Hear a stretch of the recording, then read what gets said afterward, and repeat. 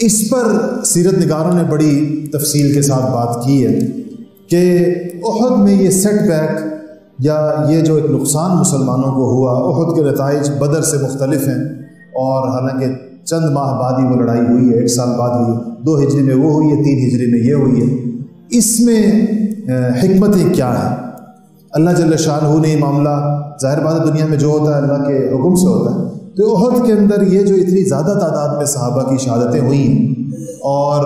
قریش جو ہے ان کے بھی لوگ مرے لیکن بہرحال وہ اس سے نکل گئے، اس کی وجہ کیا ہو سکتی ہے؟ قرآن پاک کے اندر غزوہ احد سے متعلق تقریباً 60 آیات، جس میں غزوہ احد کے واقعات پر یا غزوہ احد کی حکمتوں پر اللہ جل شانہ کا کلام موجود ہے۔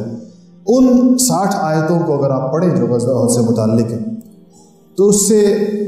مختلف چیزیں پتہ چلتی ہیں۔ چند ایک بیان کرتا ہوں، پھر وقت پورا ہو رہا ہے۔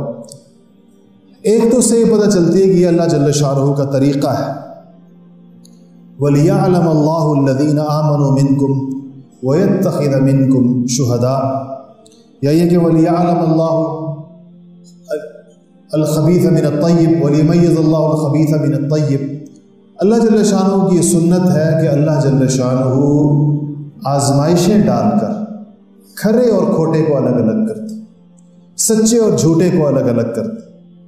تو یہ آزمائش بھی اسی صحابہ کرام رضوان اللہ تعالی علیہم اجمعین کی تربیت کا حصہ تھی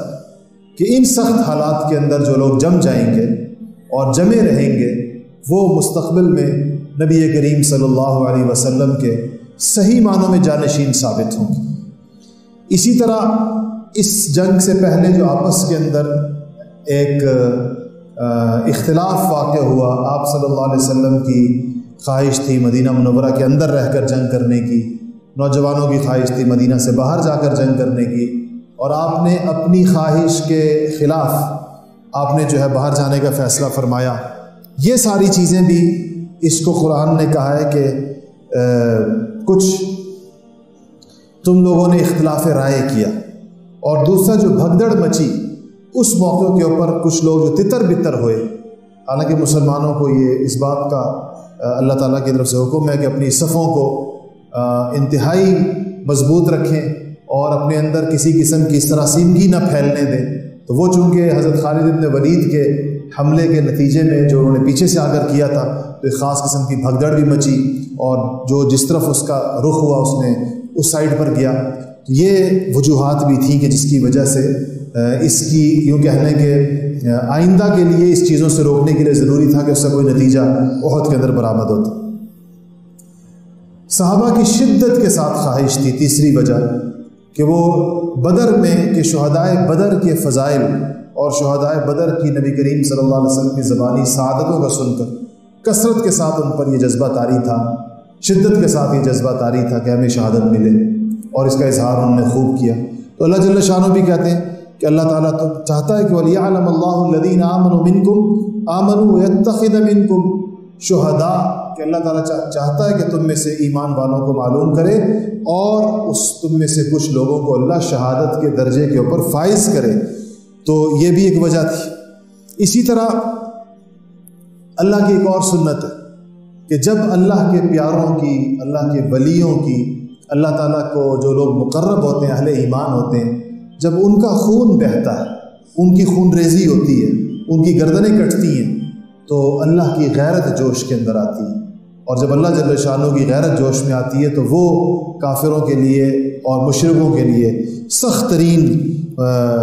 مشکلات کا باعث بنتی ہے۔ تو یہ چیز اللہ تعالیٰ کی اس غیرت کو جوش میں لانے والی بھی تھی۔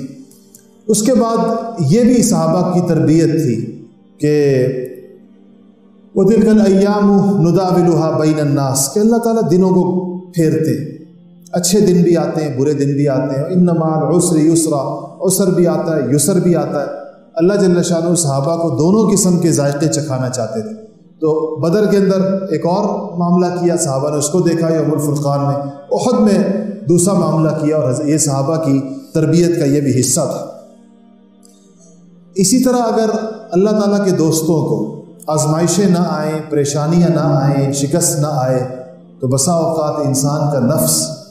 یہ سمجھنے لگ جاتا ہے کہ ہم ہر حال میں اللہ جل شانہ کی نصرت کے